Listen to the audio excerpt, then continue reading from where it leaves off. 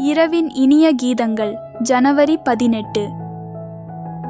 மேலும் கிறிஸ்து உங்களிலிருந்தால் சரீரமானது பாவத்தின் நிமித்தம் மரித்ததாயும் ஆவியானது நீதியின் நிமித்தம் ஜீவனுள்ளதாயும் இருக்கும்.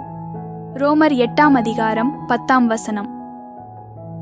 தெய்வீக நோக்கத்தில் பார்க்கும் பொழுது சரீரம் செத்ததாகவும் ஆவி அல்லது மனதோ உயிர் உள்ளதாகவும் கருதப்படுகிறது.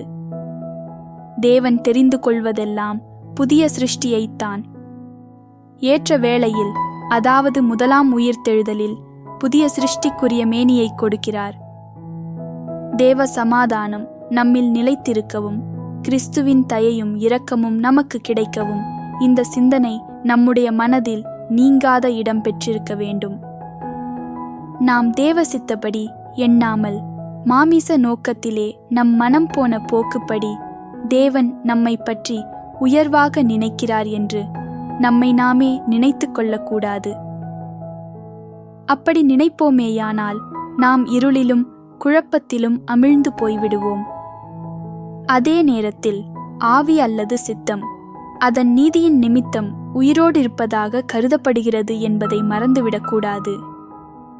ஆவி தேவனோடு ஐக்கியப்பட்டிருந்தால் உயிர் உள்ளதாயிருக்கும். எனவே நமது நோக்கம் அல்லது சிந்தையிலே தெய்வநீதியை விட்டு சற்றும் குறைவுபடாமல் ஜாக்கிரதையாயிருக்க வேண்டும்.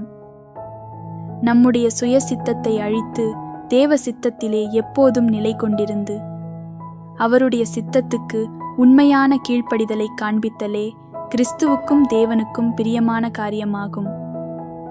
மீண்டும் இந்நாளுக்குரிய வசனம்.